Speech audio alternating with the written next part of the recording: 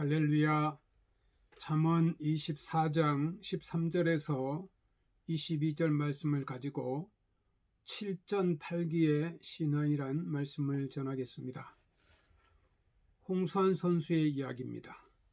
1977년 11월 27일 파나바의 딩에서 세계복싱협회 WBA 주니어 패더급 초대 타이틀전을 걸고 맞붙은 것입니다. 당시 11전 11승 11KO를 구가했던 카라스키아는 지옥에서 온 악마라고 불렸습니다.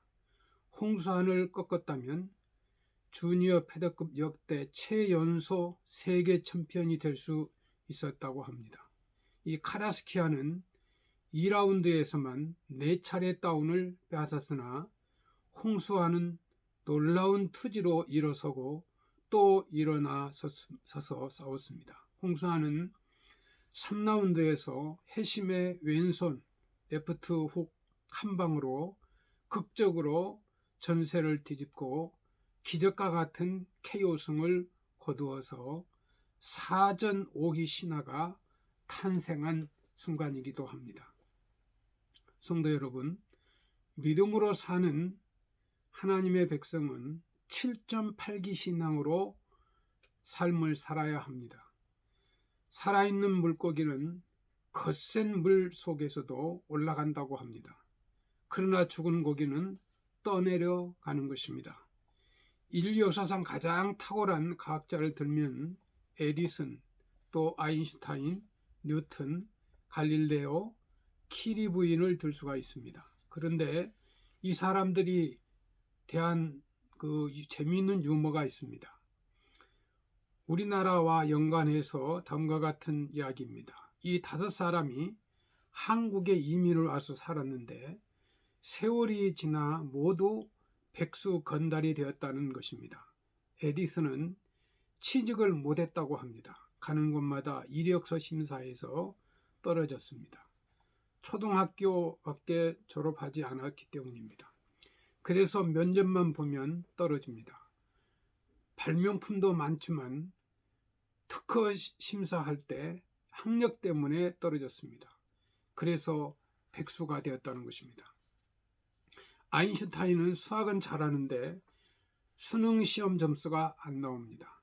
한 가지만 잘해서 안 됩니다. 그래서 대학을 못 가서 백수가 되었다는 것입니다. 뉴턴은 아주 조직적인 두뇌를 가진 과학자인데 이 사람이 쓴 논문을 써줄 대학교 교수가 한 사람도 없었다는 것입니다. 그래서 이 사람도 백수가 되었다는 것입니다. 갈릴레이는 입이 아주 날카로운 사람이었습니다. 하도 바른 말을 잘한 독설가로서 비판을 잘하니까 아무도 좋아하지 않는 것입니다. 그래서 이 사람도 백수가 되었습니다.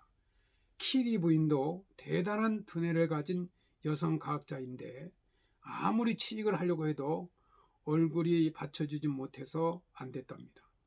성형수술해도 원판이 안 되니까 다듬어 봐도 안 되더랍니다. 그래서 이 5사람이 모두 한국 땅에서 백수가 되었다는 이야기입니다. 이 7.8이라는 말은 7번 넘어져도 8번째 일어난다는 말입니다. 그런데 이 7.8기란 한자 고사성어가 성경 잠언에 있습니다. 의인은 7번 넘어질지라도 다시 일어난다는 말씀입니다. 이 말씀은 그냥 격언으로 들으면 단순한 말입니다. 의인은 7번 넘어져도 일어난다는 좋은 말입니다. 그러나 이제 우리가 명석하게 따지고 넘어가야 할 문제가 있습니다. 왜 의인이 7번이나 넘어지는가? 이게 사실인가? 넘어집니다. 여기 의인은 하나님의 백성을 말합니다. 우리가 하나님을 경외하고 믿음으로 살지라도 넘어집니다. 더 영적인 깊이 있는 말로 말하면 내가 안 넘어지면 하나님이 넘어뜨리는 경우도 있다는 것입니다. 나는 안 넘어질 것 같아 방심하고 있는데 여호와 하나님이 넘어뜨립니다. 이 사탄의 올무에 걸려 넘어질 수도 있지만 하나님이 넘어뜨릴 수도 있다는 것입니다. 그래서 넘어진다는 것입니다. 잠언 3장에서 모든 만물이 때가 있고 기한이 있는데 넘어질 때가 있고 일어날 때가 있고 날 때가 있고 죽을 때가 있다고 말을 합니다. 의인이나 악인이나 아니라 다 넘어진다 했습니다. 하나님은 오늘 우리들에게 넘어지든 일어나든 넘어졌습니까? 문제가 일어났습니까? 문제가 안 된다고 하시지 않습니다. 하나님은 우리에게 두 가지를 보고 계십니다. 첫째는 도덕성의 문제입니다. 넘어질지라도 덕이 되는 사람이 있고 일어나도 부도덕한 사람이 있습니다. 우리는 넘어지든 일어나든 덕이 따라야 됩니다. 도덕성이 따라야 합니다. 넘어져도 덕이 없고 일어나도 덕이 없는 사람은 근본적으로 하나님 앞에서 새로 자신을 가다듬어야 하는 사람입니다. 하나님께서는 넘어졌다는 것을 무시하시거나 일어났다는 것을 문제시하는 분이 아닙니다. 넘어지든 일어나든 하나님이 보시는 기준은 덕으로 보시는 것입니다. 사도 바울이 고린도 교회론을 이야기하면서 결론이 모든 일을 하되 덕을 세우기를 힘쓰라는 말이었습니다. 결과가 좋다고 해서 덕을 무시해버리면 안 됩니다. 부덕했던 그것을 잘 정리해야 합니다. 또 한 가지 문제는 원인의 문제를 따지는 것입니다. 즉 원인의 문제를 청산하라는 것입니다. 무슨 일이든 원인이 있습니다. 그런데 그 원인을 본인이 청산해야 합니다. 옆에서 지도해주고 권면해주는 것은 도움이 되는 것입니다. 그러나 내 안에 있는 잘못된 원인은 내가 스스로 청산해야 하는 것입니다. 성도 여러분, 죄수들은 이 교도소에 가둔다고 다 좋은 사람이 됩니까? 그렇지 않습니다. 그러나 그의 행위가 국가의 법에 위배되는 것은 법의 형벌을 받아야 하기 때문에 교도소에 수감이 되는 것입니다. 이 교도소에 수감이 되어 자기 잘못을 정말 청산하고 각성하고 나오는 사람은 좋은 사람이 되는데, 아무리 잡아 넣어도 그 안에서 더 악심을 품고 더 안악한 상태로 나오는 사람이 더 나빠지는 것입니다. 교도소에 집어넣는 것은 내가 반성하고 새 사람이 되라는 것입니다. 그러나 본인이 그것을 거부하는 사람은 반성이 안 됩니다.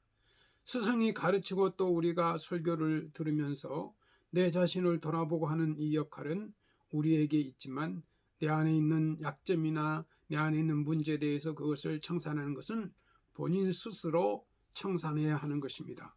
본인이 안 하면 아무도 해줄 수가 없습니다. 그래서 하나님께서는 우리가 넘어져도 일어나도 결과를 가지고 방법을 정당화하는 이 공산주의 논리는 결코 용납하지 않습니다. 동기와 가정의 도덕성이 성립되어야 합니다. 넘어진 원인을 고쳐야 합니다. 청산해야 합니다. 안 그러면 계속 넘어지는 것입니다. 본문에 아주 재미있는 표현이 나옵니다. 17절에 내 운수가 넘어질 때 즐거워하지 말며 그가 엎드러질 때 마음에 기뻐하지 말라고 했습니다. 일반적인 감정은 운수가 넘어지면 얼마나 통쾌합니까?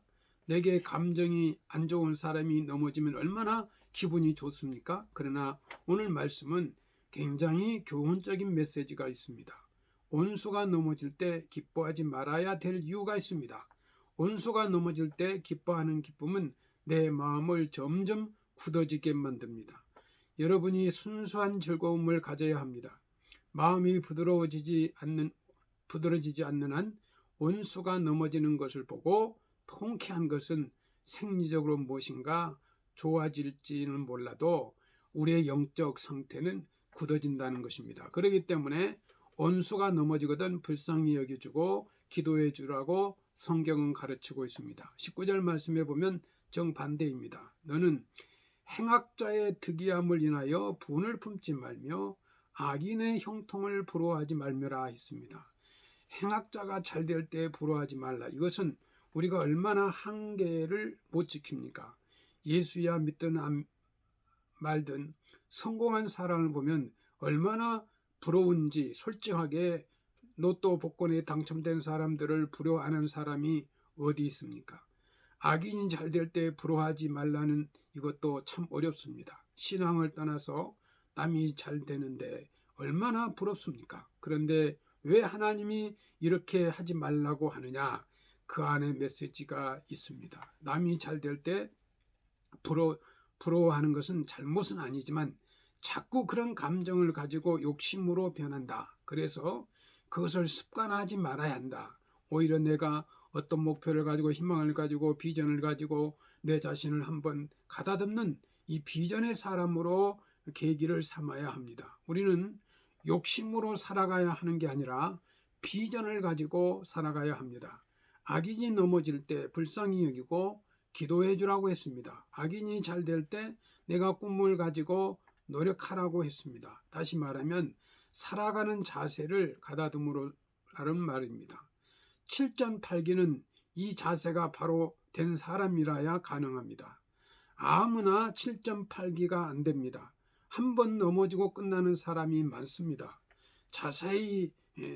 자세가 틀렸기 때문입니다. 자세가 틀린 사람은 한 번만에 끝나는 사람이 많고 조금 덜한 사람은 한 2번쯤 일어납니다. 조금 더 덜한 사람은 3번쯤 일어납니다. 그러나 끝까지 못 일어나는 것은 자세가 틀렸기 때문입니다. 우리가 올바른 자세를 가지고 살면 7번 넘어져도 일어날 수 있습니다. 여기 7번이라는 말은 횟수를 말하는 것이 아닙니다. 7번 넘어졌다는 말은 히브리적 개념에서는 몇 번이 넘어질지라도 라는 말입니다. 우리에게 넘어짐은 있을 수 있는데 그것이 몇 번이나 넘어질지라도 낙심하지 말라는 것입니다. 우리가 넘어지는 것을 보면 악인이 형통한 그것을 보고 넘어지기도 하고 악인이 잘못되는 그것을 보고도 넘어진다는 것입니다. 그 넘어짐에 대해 교훈이 여기에 있는 것입니다. 악인이 넘어졌다고 내가 기뻐하고 살면 나도 넘어집니다.